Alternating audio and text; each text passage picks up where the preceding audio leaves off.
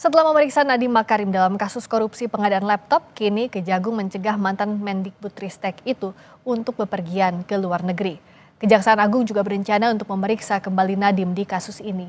Apa yang sedang didalami Kejaksaan Agung dari pemeriksaan terhadap Nadiem dan apa makna pencegahan Nadiem dalam kasus ini? Lebih lengkap kita bahas bersama peneliti Pukat UGM Zainur Rohman. Mas Zainur, selamat malam. Selamat malam, Mbak. Sekarang kan bolanya ada di Kejaksaan Agung toh ya Mas Zainur, karena Kejagung harus menjelaskan kenapa Nadiem Makarim dicegah ke luar negeri usai diperiksa dalam kasus dugaan korupsi pengadaan laptop. Apa yang bisa kita baca dalam tahapan penyelidikan kasus ini?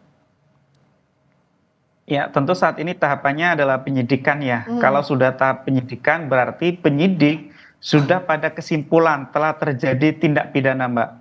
Namun yang harus dilanjutkan adalah siapa tersangkanya. Nah, itu dia. Pemanggilan kepada Nadiem ini adalah untuk mengetahui informasi bagaimana dulu keputusan untuk menggunakan Chromebook itu diambil.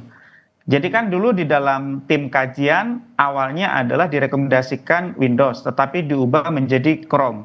Bagaimana perubahan rekomendasi itu dilakukan? Apakah misalnya karena perintah menteri ataukah perintah siapa, begitu ya? Ya. Jadi penyidik akan mendalami dan mungkin kemarin sudah dan akan dilanjutkan di beberapa hari ke depan untuk mendalami bagaimana pengambilan keputusan itu dilakukan dan kemudian siapa saja yang kemudian mengambil keputusan, apa ada atau tidak misalnya konflik kepentingan di dalam pengambilan keputusan tersebut, siapa yang diuntungkan, siapa yang dirugikan, itu Mbak kurang lebih. Mas Zainur, kalau kita selalu membahas dan juga yang kita pelajari bersama soal tindak pidana, apalagi bicara soal tahap penyidikan, artinya kan sudah ada tindak pidananya seperti yang tadi Mas Zainur sampaikan, tapi belum dibuka siapa tersangkanya. Dengan pola konstruksi kasus seperti ini, apa yang sebenarnya harus dijaga Kejagung agar tidak ada persepsi publik yang dikaitkan dengan kepentingan tertentu misalnya? Ya, tentu memang biasanya kan sekarang proses penegakan hukum pidana itu sebelum menetapkan seseorang sebagai tersangka harus didahului dengan pemanggilan sebagai saksi, pemanggilan untuk dimintai keterangan mengenai keterlibatan dirinya. Nah, ini tentu saat ini belum ada tersangkanya, Mbak. Kalau belum ada tersangka, tentu tidak boleh ya adanya praduga-praduga yang menjurus kepada siapapun, termasuk kepada Nadiem Makarim gitu ya. Sehingga menurut saya kejaksaan ya harus profesional, harus menghindari memberikan informasi yang bisa mengarah menyudutkan kepada seseorang. Publik termasuk jurnalis juga harus menjaga presumption of innocent. Kejaksaan para penyidiknya juga harus menjelaskan kepada publik ya dalam batas tertentu yang diizinkan oleh undang-undang, tetap diperlukan transparansi.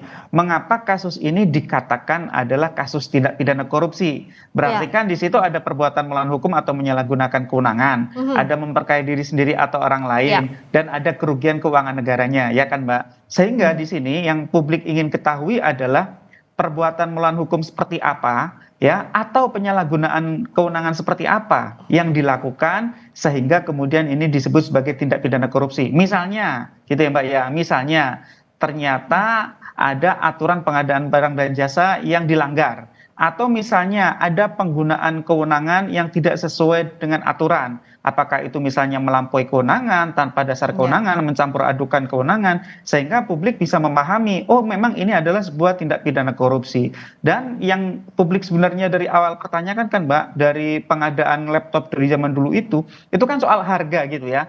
Kenapa sih harganya sekian puluh juta, padahal kalau kita baca di loka pasar swasta, itu harganya ada yang berkisar di harga 4 juta. Nah kan publik waktu itu mendapatkan informasi Mbak, bahwa ada pihak-pihak yang diuntungkan. Nah itu kan sejauh ini kita belum dengar tuh apakah pihak-pihak yang diuntungkan itu sudah diperiksa setidak-tidaknya, yaitu mereka-mereka dan siapa-siapa saja yang diperiksa terkait itu ya Mas ya? Betul. Dan kalau juga yang jadi pertanyaan pemeriksaan ulang terhadap Nadiem Makarim agar tidak menjadi bola liar, karena kan bisa jadi ada asumsi apakah akan ada peningkatan status atau sudah ada tersangka yang terkait, siapa yang menuju ke situ, itu bagaimana Mas Zainur? Ya, transparansi dari kejaksaan itu dibutuhkan, itu yang pertama. Yang kedua, soal apakah akan peningkatan status tersangka, sudah pasti ada. Soal siapanya itu yang kita tidak tahu begitu ya. Kenapa pasti akan ada peningkatan status dari saksi menjadi tersangka? Karena kan sudah diyakini ada tindak pidana. Tidak mungkin ada Ya. sebuah tindak pidana tidak ada tersangkanya. Tindak pidana terjadi karena ada pelakunya. Nah, pelaku itulah yang kemudian ditetapkan sebagai tersangka. Nah, itu nanti akan ditentukan dari hasil ekspos penyidik gitu ya. Bagaimana hasil pemeriksaan yang dilakukan terhadap mereka-mereka yang sudah dipanggil. Dan jadi nanti akan dikonstruksikan bagaimana kejadian itu dulu terjadi. Siapa yang mengambil kebijakan, siapa yang mengintervensi untuk mengubah dari Windows ke Chromebook, siapa yang mendapatkan keuntungan, siapa yang memiliki konflik kepentingan, dan siapa yang melakukan perbuatan melawan hukum, khususnya yang kedua adalah siapa yang melakukan penyalahgunaan kewenangan. Nah, itulah yang kemudian mereka itulah yang akan dimintai pertanggungjawaban secara pidana dengan ditetapkan sebagai tersangka. Tetapi meskipun nanti pun misalnya sudah ada penetapan status tersangka, publik juga harus mengedepankan prinsip presumption of innocent bahwa mereka belum tentu bersalah sampai ada putusan pengadilan yang berkekuatan hukum tetap, Mbak. Kalau untuk kasus ini kan kita harus tunggu datanya dari hasil penyidikan. Tapi bicara soal studi kasus, memangnya dalam kasus yang terkait dengan pengadaan di kementerian lembaga, mana saja yang jadi celah korupsi? Dan biasanya posisi-posisi mana saja yang rawan terjerat korupsi? Ya, biasanya yang paling rawan tentu adalah di panitia pengadaannya, Mbak. Yang kedua adalah pengguna anggaran, ya, kuasa pengguna anggaran dan pengguna anggaran. Nah, biasanya panitia pengadaan barang dan jasa itu sering diintervensi oleh pengguna anggarannya, yaitu apakah kepala daerah atau menteri atau kepala lembaga.